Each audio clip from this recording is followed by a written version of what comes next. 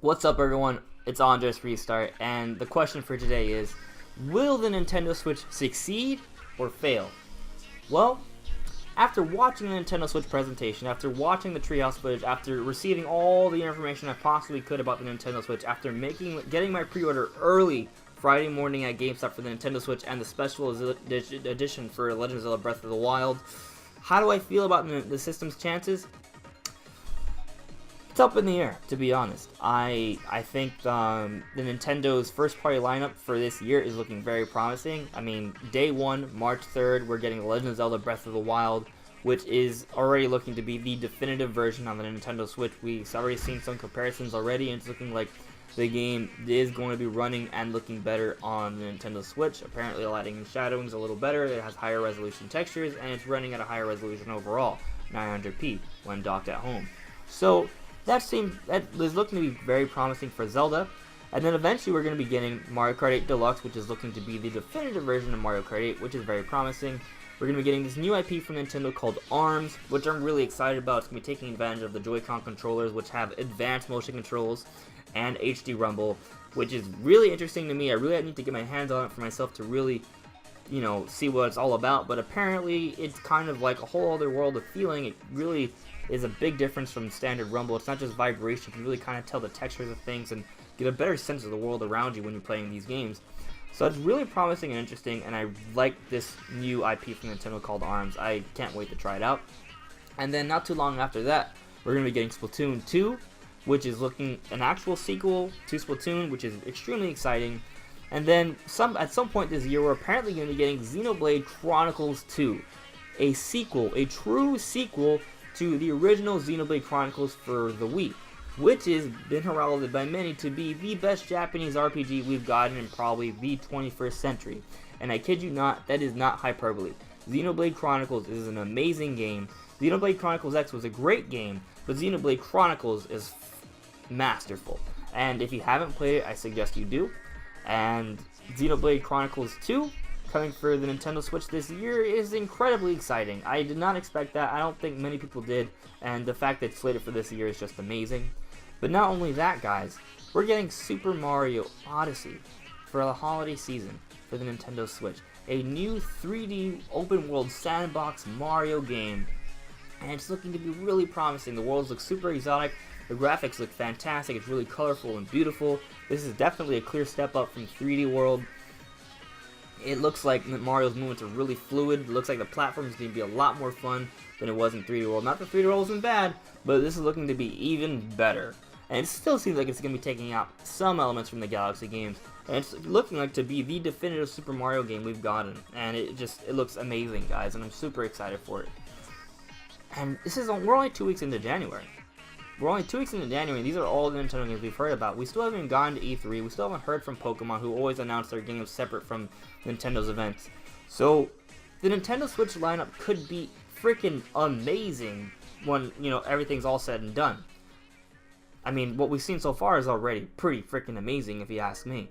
There's 3 or 4 games here that are going to be winning a whole bunch of awards at different game shows for being the best of their categories, and I'm extremely excited for the lineup.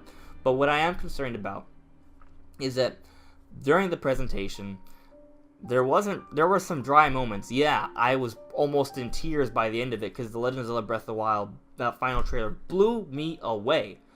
But there were a lot of really dry moments throughout the presentation because those are the moments that were, dedicated to either a 1-2 switch or third-party support, and both of them kind of seemed a little lackluster. So let's talk about third-party support first.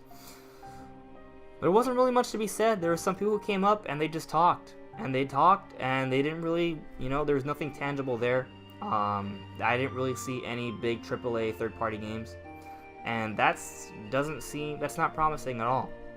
We did get confirmation of Skyrim, however, we don't know what version it is, though it does look to be of the remastered build. A lot of people are saying it isn't, but that they're just talking out of their ass. It does look to be of the remastered build, but it could be a lesser version of it. I don't know. We really don't know what exactly it is, and that is concerning. And on top of that, it's slated for fall 2017. It's not really set up for success. So when if this turns out to be Bethesda's last game for Nintendo Switch, I'm not going to be surprised.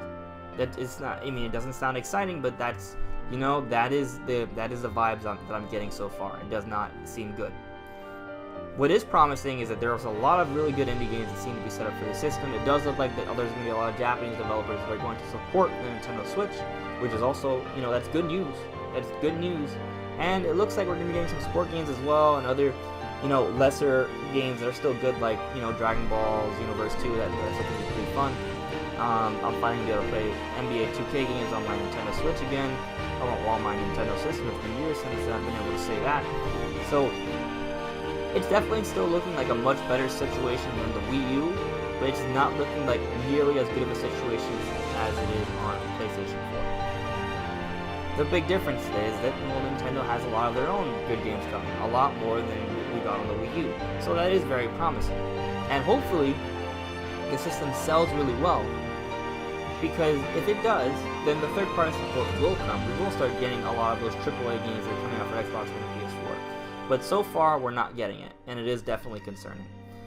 But so now let's talk about 1-2 Switch. It's this minigame compilation that basically shows off the functionality of the motion controllers and basically everything you can do with the Nintendo Switch. It's basically the Wii Sports or the Nintendo Land of this generation for the Nintendo Switch. But the big problem here is that, unlike Wii Sports, which is packed in with the Wii, and unlike Nintendo Land, which was packed with the Wii U, 1-2 Switch is not packed in with the Nintendo Switch. And that is concerning. And the system's selling for $300, which, if you adjust for inflation, is basically the same price as when the Wii launched back in 2006. So that's not a big deal, and this is looking like a very good valid proposition overall. But it's still not coming with a pack-in game. And the last few generations, Nintendo has been releasing pack-in games, and people have kind of become accustomed to that. It's not good. And to be honest, I don't feel like spending $50 or $60 on 1-2 Switch. It looks like a fun minigame compilation, but I'm probably only willing to spend $20 or $30 on it. Not the same amount as a full price game. But maybe, once we get closer to launch, we see more content from this game, and I'll change my mind. But up to this point, I'm not sold. So it's not good news, because day one, the only two games that are worthy of note so far are 1-2 Switch and, of course, The Legend of Zelda Breath of the Wild. And that's not fantastic. But let's take a step back and consider some things here. Typically, when systems come out, they come out during the holiday season. And when they come out during the holiday season, they need to sell as much as possible, and a whole bunch of people that's the time to sell. The holiday season. That's when everyone's buying games for their kids, for their uncles, for everyone. That's when it's happening. So when that's happening, the system needs to get as much games out as possible. So typically launch lineups are really large when a system's coming out during the holiday season. But this Nintendo Switch is coming out for March 3rd. It's quite a ways off from the holiday season. So it doesn't really need to have that many games. And it doesn't really need to have a pack-in game to make people feel like it's worth their purchase. Especially when all pre-orders are already sold out. And everyone's buying it to play The Legend of Zelda Breath of the Wild. So by the time people are done playing Legend of Zelda Breath of the Wild, there's already going to be a pretty good amount of good games for the system, like Mario Kart 8, ARMS, and Splatoon 2. So I'm not super concerned about the fact that 1-2 Switch is not packed into the system. Still though, I do think it's overpriced. And I do think that the accessories that we're seeing for the Nintendo Switch are also overpriced. We're seeing $80 Joy-Cons, we're seeing $70 Pro Controller, we're seeing a $90 additional dock, and all these things do seem to be pretty expensive. Now, I do think the dock is definitely overpriced. There isn't much in there. It's basically just like a fanning system and an HDMI out and like a little power system set up for the Switch. There's not much tech in there. Yet they're selling it for $90. That seems kind of ridiculous to me. That said, you don't really need it. As far as the Pro Controller and Joy-Cons, I do think that the tech that's in there probably does warrant the price. But still, people are not going to want to spend that much money for additional controllers. So, it's still bad. Like, if they drop the price for both of them by $10, I think that would make a difference. for sure. Now, even the Pro Controller, I mean, it's something that's more advanced than what you're seeing with the PS4 and Xbox One controllers, because it also comes with gyro controls and HD Rumble. So those technologies are bumping up the price. I don't know, it's kind of hard to say, but I guess, Nintendo's taking advantage of the people who are buying the system at launch.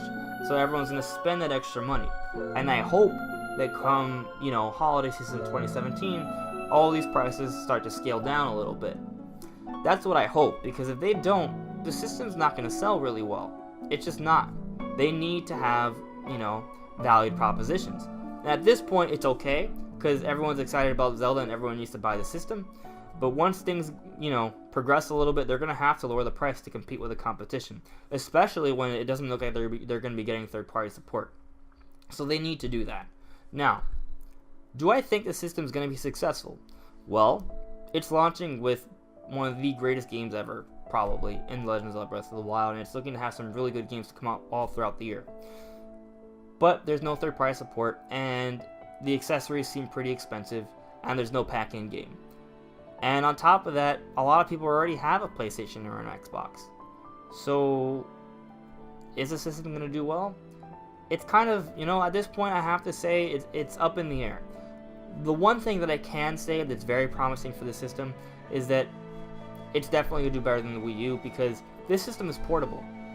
And the fact that it's portable, it really opens itself up in the Japanese market, because that for the culture over there, for the way things are set up over there, they really appreciate the mobility. That's one of the reasons why Nintendo's handheld systems do so well over there.